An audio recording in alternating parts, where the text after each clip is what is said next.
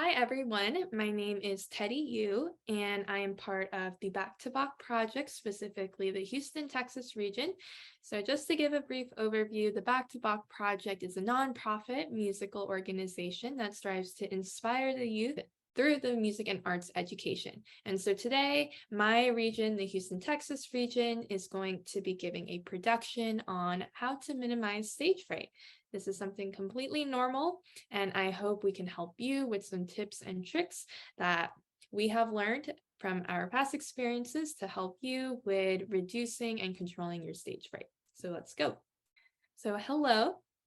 I think it's probably a good idea for my team to first introduce ourselves before we keep going on with this presentation. So my name is Teddi, and I am a senior at Rice University, and I am studying piano performance and psychology. And I play two instruments. I play both the piano and the violin. Hello, my name is Ashley Chung. I'm a junior at Rice University, and I'm currently studying psychology and political science. And the instrument that I play is the cello. Hi, I'm Sanne. I am a senior at Rice University, and my major is piano performance, and I'm also on the pre-PA track. And my main instrument is piano. Hello, everyone. My name is Abhinav Madduri. I'm a junior at Rice University who is currently studying biochemistry and neuroscience on the pre-med track, but I'm also a violinist. Hello, everyone. My name is Xiao. I'm a rising senior at Rice University. I study computer science and I play the flute. Hi, my name is Joy. I'm a senior at Seven Lakes High School, intending to major in international relations, and currently I play the violin. So what is stage fright? Stage fright is the anxiety, fear that can be aroused when an individual needs to perform in front of a large group of audience. It's all natural. It's a sign that you care about what you're performing. It happens to everyone, and it's completely normal for you to be nervous. And scientifically speaking, the amygdala messages the body you will be doing something that excites you. The amygdala is a gray matter part of the brain that is almond-sized and is responsible in the processing of memory, decision-making, and emotional responses. So again, scientifically speaking, adrenaline rushes through your body. Adrenaline is a hormone secreted by your adrenal glands in the conditions of stress that increases blood circulation. This in turn increases the heart rate, also known as the BPM, beats per minute. And this in turn leads to you shaking before you get on stage. Now, do professional musicians experience stage fright? Short answer, yes, it is very common and completely natural. And even though professionals might try to hide it, everyone experiences it. So where else does stage fright happen? There are several examples, some music related, like dancing, performing in a recital, performing in a competition. Some non-music related include public speaking, presentations, or presentations for thesis or dissertations. Now, how might stage fright affect a musical performance? There's 4 ways. Number 1, you may miss some notes. Number 2, your fingers may slip. Number 3, your breathing can become heavy, along with your BPM increasing. Number 4, your legs and hands could shake. Your bow could shake here as well. Now here, you may also play some incorrect notes, breathing may intensify, and in the worst case, your bow might slip. So how can we actually reduce the stage fright? So here are some tips and tricks that my region has come up with to help you hopefully reduce your stage fright. So the first tip that we have to help reduce stage fright is to practice performing it for people. Routinely practicing your piece in front of your family and your friends can help with your memory of the piece and also to help boost your confidence. It's important to not overdo it though, especially right before a performance. Another tip is to meditate and breathe right before you play.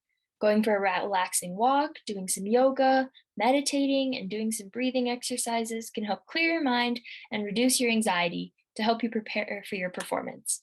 However, embracing the excitement is also an important part of your performance and can be really helpful, especially for a performance that has lots of passion. Sleep helps reduce stage fright by helping recharge the brain, and which means that more sleep equals more attention and active recall of memory. And this will in turn help with memory slips that happen during performances. Also, eating habits are really important to reducing stage fright because without food, you won't feel energized to perform. And also, while you're nervous, eating foods can help alleviate those nervous feelings. And you should try eating foods that won't upset your stomach, of course, because while you're performing, you want to feel comfortable and you don't want anything small to distract you, such as an upset stomach. So some examples of some foods that you can eat are like bananas, like some soup, or even a bar would be really great to eat before you perform. Also, staying warm is really important to reduce stage fright. For me, I get really cold hands before I perform, and it's the worst feeling when I enter the stage and my hands are still cold, and because I know when I play, it won't be as smooth when I'm going through the runs. And so having warm hands is really important. So I always carry around like a glove or hand warmers. And so I think you should too, in order to reduce stage fright. So it'll keep your hands warm before and when you play. Another important tip when performing a piece is to remind yourself why you're performing for your audience. Is the purpose of the performance to show off your abilities on the instrument, or do you want to share your interpretation of the music and connect with the audience? You more than likely will prefer the latter, which is ultimately not all about getting every single note perfect in the performance, right? This mentality lifts a huge weight off your shoulders off the bat and will allow you to enjoy and relish the experience even more. Before starting to perform, be sure to take as much time as you need to start. Think about the first note you're going to play and visualize what sound you want to create, and appreciate the environment you are performing in. The biggest thing is to not rush into your playing. Prepare yourself, your body, the piano bench, the rock stop, your shoulder rest, and make sure to take a deep breath. Everything seems to go slower on stage because you're nervous, but don't worry, take your time. And finally, build your confidence by practicing confidence boosting self-talk. If self-confidence is something that you struggle with, trick yourself into thinking that you are confident in your performing abilities. The best way to do this is by saying to yourself things such as, "This performance is going to be a blast," or "I'm more than capable of putting on a great performance," or "I practiced hard for this and I know I can perform well." You can try to say each of these phrases to yourself in the mirror at least 5 times each before performing. And practicing the strategy will significantly lower any stress since it allows you to trust in your hard work and ultimately your love for the music that you're performing. So now we just heard some tips that are helpful for even before you perform. I'm going to give you some tips while you perform. So practice controlling your stage fright by performing or starting off with performing easier pieces that are still challenging, but definitely things that you feel ready and you feel secure about them. You know that you can play them, right? They're very manageable to do. And then you can build up from there because it's really just through a lot of practicing your performances and, performing actual pieces and getting used to playing in front of a crowd. That is what is going to help you feel more confident with all your future performances. So the more you do it, the more live performances you do, the better you will feel, the less stage fright you will have. It will not eliminate completely all your stage fright, which is not a bad thing because being nervous, even a little bit, is really good for you. It makes you concentrate. But always start a little easier and then build yourself up from there. Also, why not try performing chamber works? So some of you may be wondering, what is chamber music? What is that term? So what it is, it's a term for pieces that require a small group of musicians to play together. So this group can be 2 people, which is like a duet or a duo. It can be 3 people, which is a trio, 4 people, which is a quartet, 5 people, quintet, and that can go on forever, right? So it's just not playing alone. That's what it is. So solo music is where you play alone. Chamber music is when you play with at least one other person and you're making music together. So why chamber music? it makes performing so much more exciting and engaging. You could probably tell why. You're playing with other people. You can play with your friends and you're performing as a group. You're not performing as just yourself. And that's why it also develops your collaboration skills. You have to work together with your group. You have to rehearse with them. You have to get to know them, right? You have to understand their personality, to understand how they work and how you guys can work together as a group to create great music. And it also adds a social component to your musical performances. So although you might not be speaking verbally, which is what we probably think when we're thinking social, but you are still making eye contact with people. You are breathing together to make sure that you're coming in at the right time, at the same time, which is very, very important. And you're making sure that the music is flowing together as one, right? You don't want to sound like, let's say for a quartet, which is 4 people, you don't want to sound like 4 individual instruments, right? You want the sounds of like a cello and a violin to come together. And so all of that and all the behind the scenes of working in a chamber group, which there are a lot of rehearsals, you have to talk a lot with your members.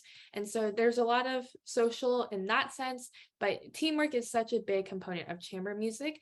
And it's actually said that chamber music makes performing and this whole idea of stage fright much easier, as in it reduces stage fright because you are not the only one on stage. When you're doing solo performances, you're the only one on stage. All the eyes are on you. So in chamber performances, the attention is kind of divided amongst the members. So people have said that chamber music is helpful in reducing stage fright. So we wanted to show you a little something of a chamber performance that the Bach to Bach Houston, Texas team has done. We performed Love is an Open Door from Frozen, and this is a trio. So again, it's a chamber performance. Trio means 3. So we have Megan on the flute, me on the violin, and Santa on the piano. I personally remember really enjoying this chamber performance as the performer because I already felt this connection with the audience. These elementary school students were super engaging, super kind, and they really wanted to hear it, which made me feel better. And I just felt supported. And also I'm playing with 2 other people, so not everyone is watching just me. So I didn't feel that worried and stressed that everyone's attention was on me. So it was really nice. And I was playing a piece that I enjoyed. It's a fun, more easier, lighthearted piece. So enjoy.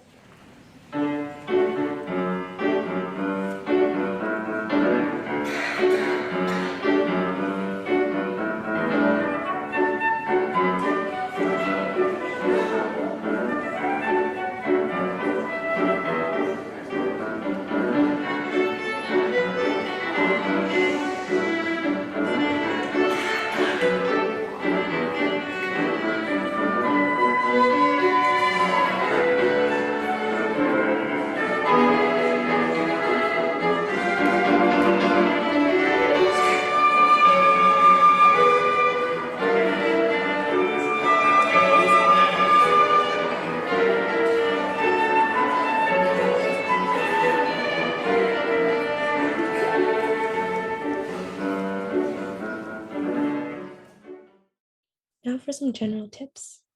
One important thing is to live in the now. Don't worry about your upcoming performance. Instead, focus on how you're practicing now. So you're in control of the now. So be proactive and focus during your practice sessions. And stage fright largely comes from your perception on how prepared you are. So make sure you're taking the right steps now in order to feel well prepared. Also, realize you are human. We all make mistakes, so what's important is that you learn from them. It also helps to think of the audience as your friend. Rather than thinking about pleasing or performing for your audience, think about how you're performing to connect with that audience. You're also there to tell a story, so express your musical side and your audience is there to cheer and support you. It can also help to have a familiar face in the audience, like a parent or a friend, as you know they'll be there to support you. Remember, having performance jitters is completely normal. Like Joy said, even professional musicians, they feel that way. Professional speakers feel that way.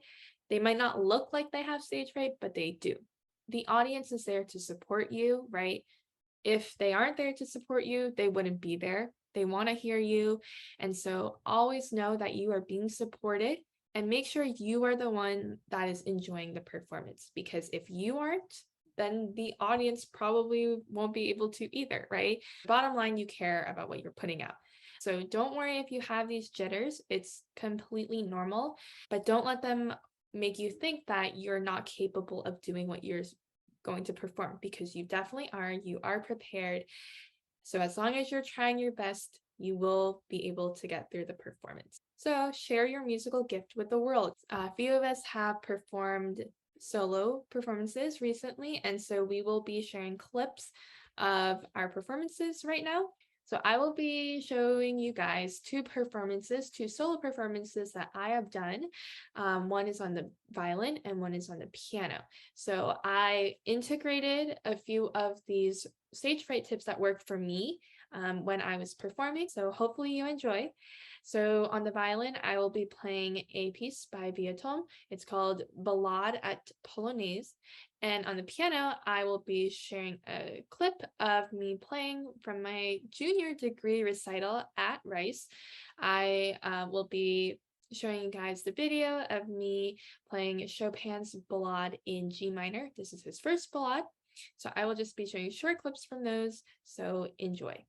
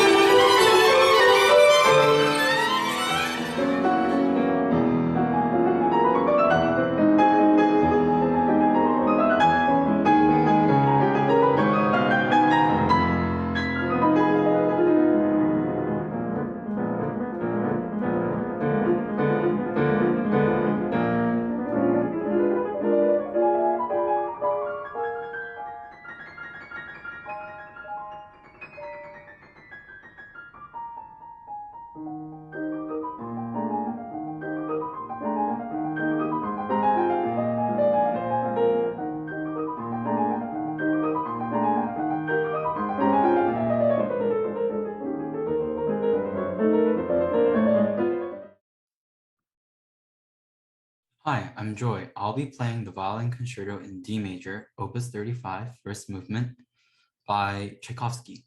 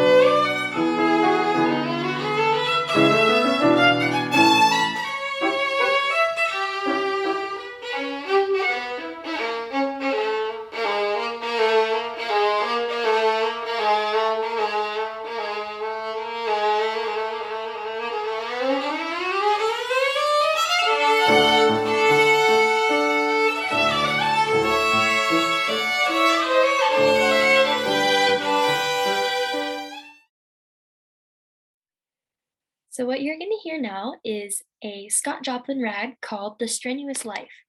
Scott Joplin was an American composer who lived from 1868 to 1917, and this piece was written in 1902. So ragtime music is really fun.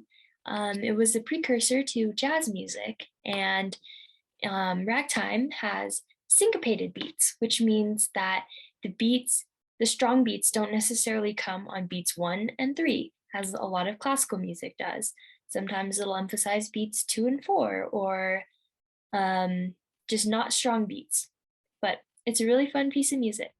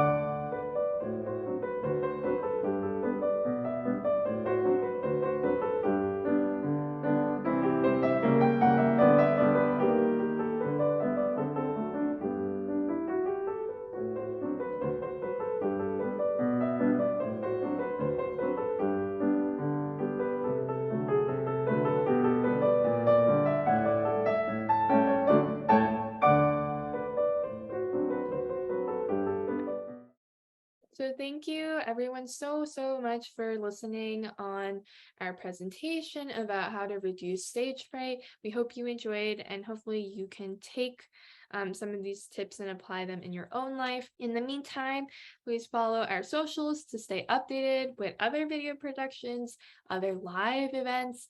Sometimes we even do live stream virtual presentations. So you can check those out on our Back to Bach Project YouTube channel.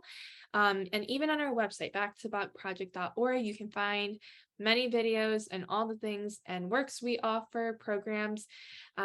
We also have Facebook, Instagram, and LinkedIn if you'd like to check us out there. Just wanted to reiterate, we are from the Back to Bach Project Houston, Texas region, and these were all the members that were featured. So big shout out to them as well for helping me put this presentation together.